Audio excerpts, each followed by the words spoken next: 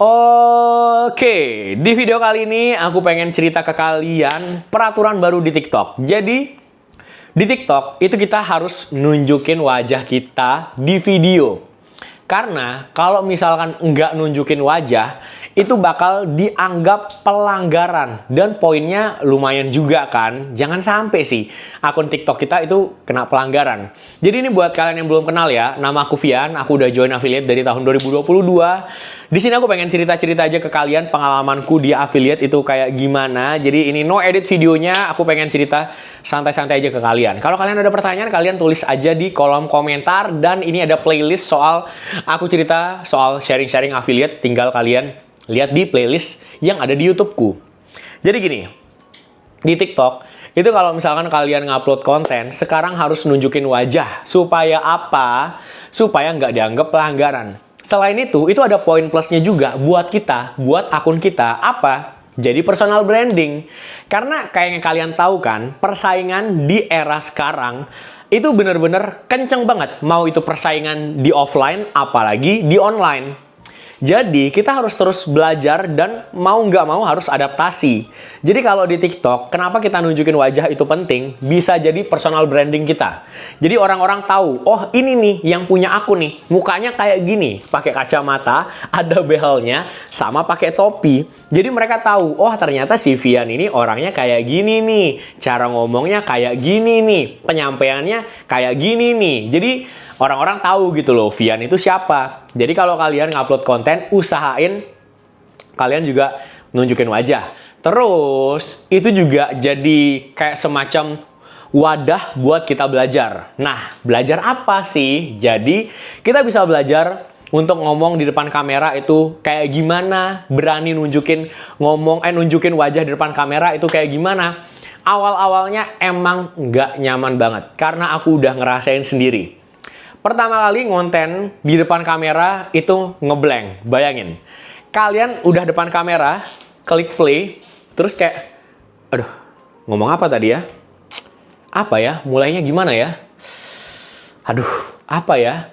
Terus sampai keringetan. Karena aku pernah loh, pertama kali ngonten nih, itu keringetanku tuh gede-gede banget di sini loh. Bener-bener kayak banjir banget. Karena aku, ya nervous lah. Karena kan nunjukin wajah ke kamera, terus takut salah ngomong. Jadi itu hal yang wajar banget. Tapi seiring berjalannya waktu, kalian bakalan bisa.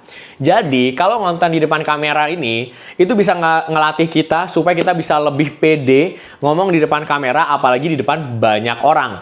Waktu pertama kali kalian dengerin video kalian, kayak aku nih ya, udah take video nih, terus aku denger kayak, kok suaraku aneh ya, kok suaraku beda gitu kan. Itu hal yang wajar gitu loh. Emang kalau misalkan kita dengar suara kita di video, itu pasti bakalan beda banget. Karena ini kemarin sempat aku bahas ya di YouTubeku. Jadi kenapa suara kita itu bisa berbeda dari suara yang kita rekam di video? Karena kalau misalkan kita ngomong langsung kayak gini nih, itu yang kita dengar suara kita lewat konduksi tulang.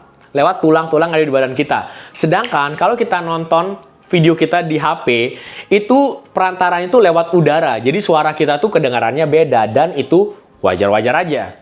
Makanya, kalau misalkan kita ngonten di awal itu masih sering salah ngomong, terus nggak lancar, ya nggak apa-apa. Namanya belajar gitu loh. Kalau misalnya kita nggak belajar kan kita nggak bisa berkembang kan.